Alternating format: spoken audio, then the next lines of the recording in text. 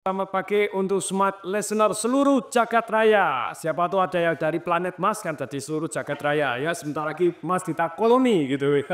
Ya jadi ini teman-teman suaranya dari apa namanya yang teman-teman dengarkan semoga cukup jelas juga yang di Instagram.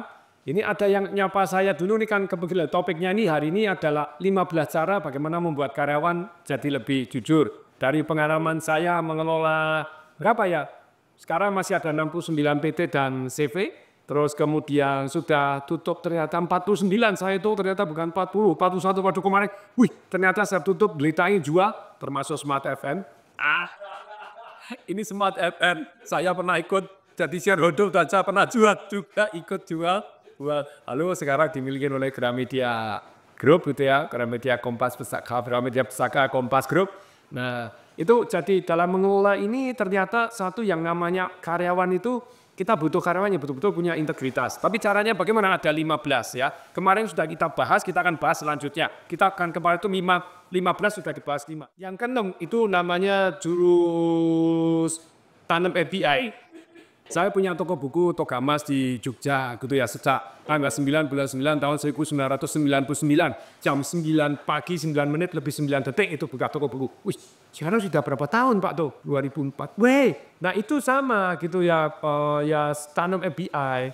Jadi ada satu orang deketin diajak makan kemudian dikasih tambahan biaya handphone pada waktu itu SMS toh. Oke, setiap Rabu jam di atas jam 10 malam SMS. Nanti kamu siap jam 11 SMS saya telepon. Wah itu laporannya seru-seru Pak. Ini wakil pimpinannya pakai mobil perusahaan, pacaran sama karyawan pergi ke Kaliurang. Pak Ngunyo bisa tahu. Ini supervisornya nyolong buku. Caranya nyolong gimana? Itu buku kembalian Pak. Ditaruh terus dibuang di bak sampah Pak. Dimasukin koran, dibuang bak sampah. Malam dia ngambil. Wah ya kita tangkap dengan damainya. Jadi intinya kita nanam FBI itu penting gitu ya. Jadi orang-orang kan FBI itu 1 bulan kita bukan 3 bulan kita ganti FBI-nya ganti. Jadi ya jadi FBI kali ini siapa? Yang FBI dikasih biaya tambahan untuk memberikan laporan. Mungkin nggak FBI-nya benci sama atasan sini mungkin, tapi kita dapat informasi-informasi yang luar biasa punya mata, kepala, telinga yang di kabar cabang Anda kan keren toh gitu ya. Kan dia. Teman-teman, kalau Anda merasa mendapatkan manfaat dari video-video saya, silakan subscribe dan Anda klik di loncengnya sehingga Anda bisa mendapatkan video-video saya yang terbaru, Anda dapat informasi. Kemudian share kepada orang lain dan like. Karena kalau Anda share, ini saya belajar dari teman yang beragama Islam bahwa semua orang pasti meninggal dunia. Kalau Anda meninggal dunia, tinggalkan 3. Anak yang soleh yang mendoakan orang tuanya baik, kemudian amal jariahnya, kemudian 3 ilmu yang bermanfaat. Kalau Anda share ilmu ini kepada orang lain dan ternyata orang lain bisa mendapatkan manfaat, kita mendapatkan pahala walaupun kita sudah tidak ada. Jadi please share kepada orang lain dan like. Semoga bermanfaat. Saya Tung Desema ingin mengucapkan salam dahsyat. Nah oke ya, yang ketujuh ini penting. Tulis dan dipasang, melaporkan ketidakjujuran maka akan mendapatkan hadiah antara 1 juta sampai 20 juta dan nama yang melaporkan dirahasiakan. Ketentuan 1 juta itu minimal, lapor aja kalau Anda, ini saya akan buktikan sendiri bahwa dia nyuri atau tidak. Nah itu jadi ada di jadi ini API-nya semua boleh jadi API. Jadi Anda boleh lapor. Kayak contoh sebetulnya kayak misalnya banyak pompa bensin yang dicampurin meteran kuda. Oh saya pernah ngasih training di zaman dulu, training ke Pertamina, saya bilang Pertamina begitu loh ya.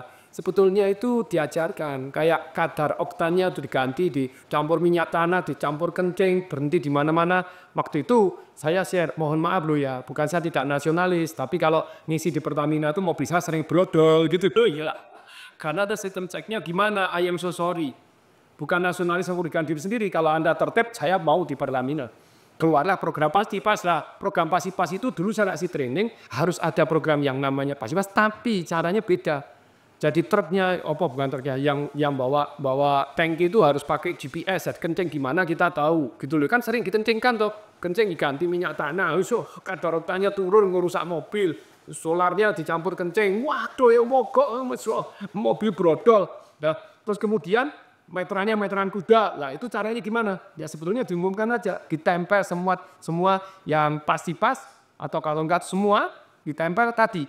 Jadi silakan Anda ngecek kadar kami, caranya begini. Wah, ada gitu ya. Ada alatnya untuk mengukur namanya ukur apa itu kadar apanya itu oktannya kadar. Nah, ada alat murah meriam, beli silakan Tokopedia ke sini, Anda cek apabila terjadi kecurangan di pompa bensin ataupun istilahnya meterannya kuda, laporkan kepada kami. Bagi Anda yang melaporkan, kami kasih hadiah 20 juta. Kira-kira banyak nggak yang mau lapor? Kalau sudah gitu, maling-malingnya ketangkep nggak itu? Everybody jadikan FBI dengan kasih insentif, jadi juri keren, pasang, ditempel gitu ya. Jadi saya tempel, jadi sedemikian sehingga kalau misalnya begini ada yang apa saya kasih nomor telepon saya pribadi.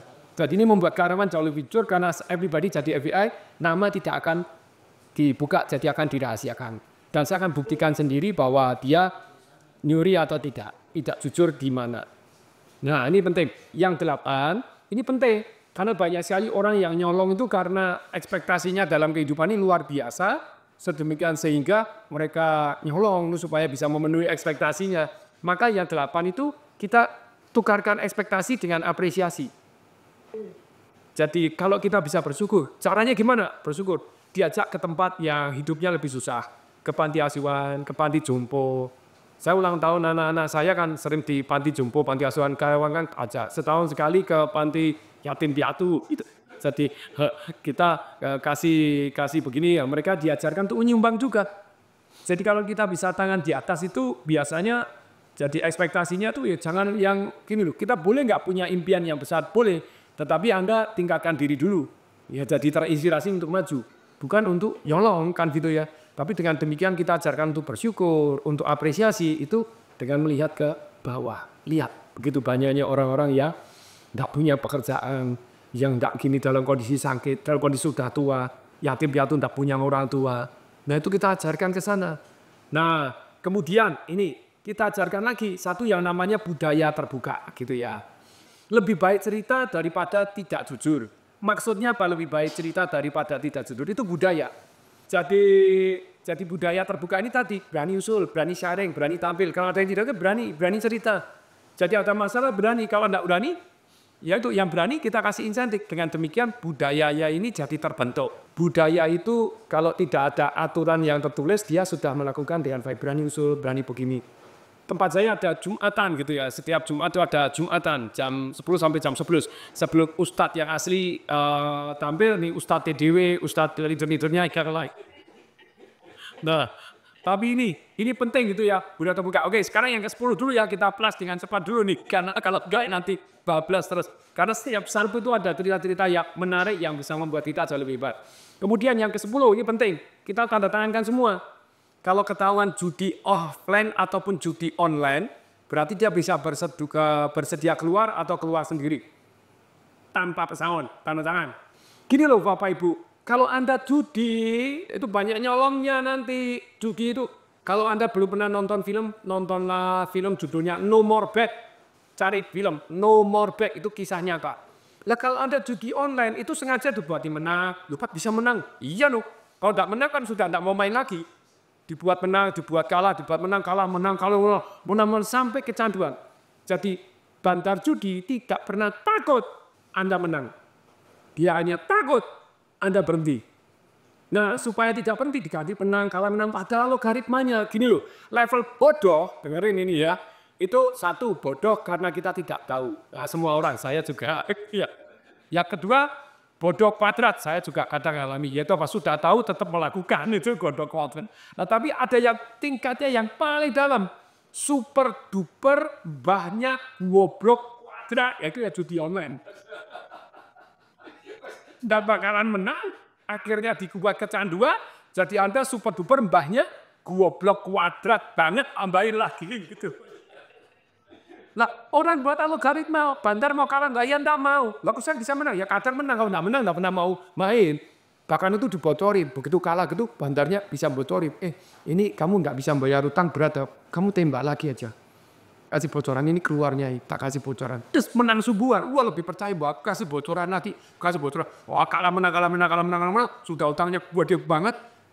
Ya kamu harus kasih jaminan dulu kasih setoran dulu, disetorkan, rumahnya orang tuanya dijaminkan, dicolong sertifikatnya, orang tuanya paksa tanda tangan, diginiin, wah nangis kalau udah mau bunuh diri karena saking kecanduan. Nah, waduh, sampai ditemplungin laut segala macem.